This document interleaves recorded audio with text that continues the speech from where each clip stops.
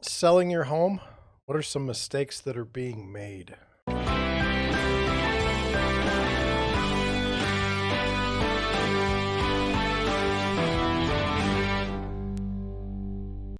Good afternoon. So I saw an article. It was pretty much a salesy article from the Motley Fool. But anyway, it had an idea, and what I did was I pulled the article and then I wrote some stuff to go along with that. So let's get into it now. It says 3 mistakes I made when selling a home. Well, we don't want to make mistakes when we're selling our home, do we? So it says here are a few things I regret doing in the course of selling my house. And then all these links, like from our starter home to real estate agents, those are links to other articles on Motley Fool. So that's how they get their backlinks. Anyway, number 1, accepting our first good offer rather than waiting for more. So my husband and I put our home up for sale and left town the weekend while our agent took over our open house. By the time our open house was wrapped up, we had an offer for our listing price. Since I worked from home at the time, the idea of bringing in a series of people to look at my house seemed daunting and disruptive, and so rather than deal with that, we decided to take that first offer.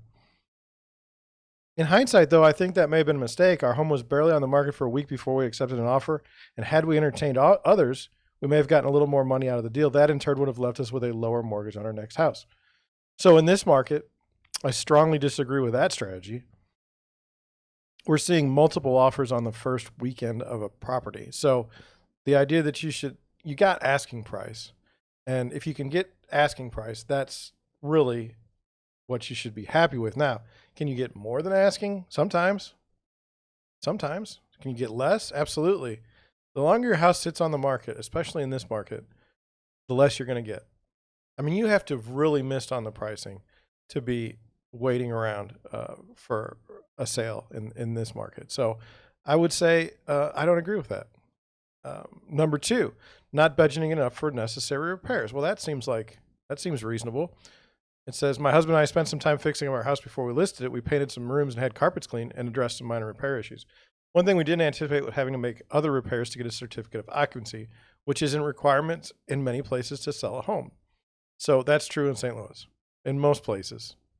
Chesterfield, and I think Crestwood are 2 places where you don't need an inspection. But I could be wrong. If you're in St. Louis and you're an agent, you know better, just go ahead and put it in the comments. Our town inspector came to check out our home to see if we qualified for that certificate of occupancy, and we failed. The reason, a cracked sidewalk in front of our home. So yes, this is true. You do need cash to close, in the sense that, you will have repairs that come up. Now, right now we're seeing, as is purchases, and, it's crazy right now. Buyers are really getting raked over the coals, but there will be a time when that changes. And so it is important to budget money for repairs, definitely. And then the third thing, it says not having a home to purchase lined up. Practice, the biggest mistake we made in the course of selling our home was doing so without having found a home to purchase. Now, we did write a clause into our real estate contract for delayed closing for that reason, and thankfully our buyers had no problem with it.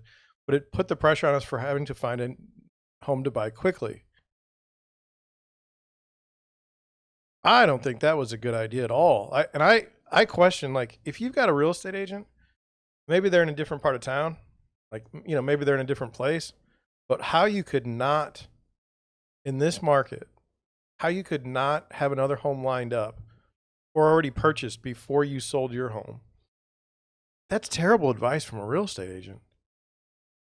I mean, how could you not have a house to buy in this market? It's taking months to get a house, and you sold your house without a home to buy. It's reason not to trust an agent. So that's the article, but I had some other things I wanted to add based on my experience of helping people sell homes. Number 4 for me is listing a home with a real estate agent that gave you the highest asking price, and that was the only reason why you hired them. So we call that buying the listing. And what happens is say you have 3 people come over. One agent chooses a good number, a number that, you see the comps and you can say, yeah, I think my house will sell for that. Another agent will come in and say that, they'll come in lower, like much lower. And you're like, what is this about? And then you'll have somebody that comes in $25,000, $30,000 above what anybody else has done. And you say, well, how did you come up with that? And they're like, oh, well, you won't find any comps because there won't be any. And if you do, they're going to be not relevant. But what that's called, like I said, is buying the listing. So the reason why it works is, we're all primed to believe that because we bought something, it therefore is the best. And so here you have this agent who is, in theory, advocating for what you already know to be true, and that's you have the best house in the neighborhood. And so it uses your own greed to choose them. It's brilliant. It's brilliant. It's a terrible thing to do. Normally those people that buy listings end up paying for it in some way or another because they just lie. They typically lie and lie and lie and lie. So that's definitely a mistake that home sellers make. And I see it all the time.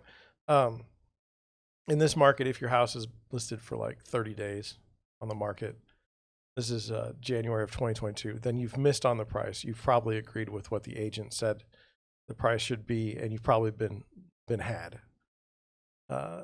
Number 5, thinking that the buyer is somehow on the same ethical field as you.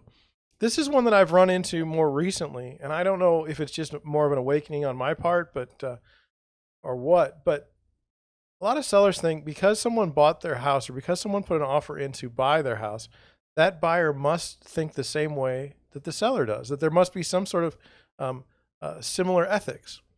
And I'm here to tell you that there's totally different psychology that goes on between a seller and a buyer. A buyer is looking to get a deal. A buyer is looking in this market they've probably been beaten into submission. They're probably as surprised as anyone else that they actually got the house. And so when they have, if you start seeing weird things, like if you start seeing repairs that are just ridiculous being requested in today's market, if you're seeing lowball offers, things of that nature, they're not on the same plane as you. Don't assume that everyone is this wonderful person like you as the seller. They're just as they're into this this is a money transaction. So don't assume that these people are on the same ethical plane as you and be careful. Talk to your agent and see what's going on. They may not be negotiating in good faith. There's no rule that they have to.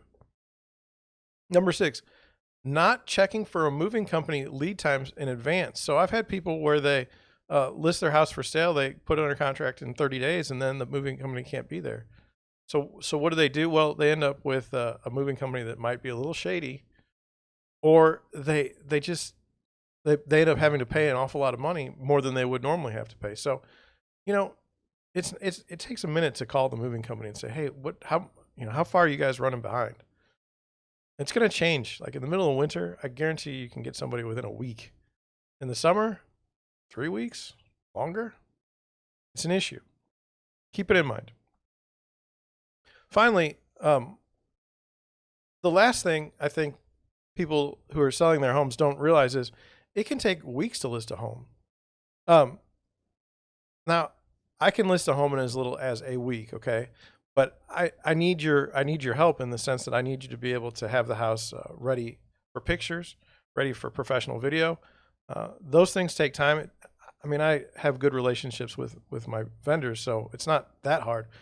But if you have to get repairs, if you have to get things painted, if you need to hire service people, that could take weeks before they can arrive. Same thing with photographers and video people. They can be all booked up. And so, just missing by a week or two could put you out of the market at the best possible time to sell your home. For instance, Labor Day, you don't want to be on that weekend. And there's nobody going to be around.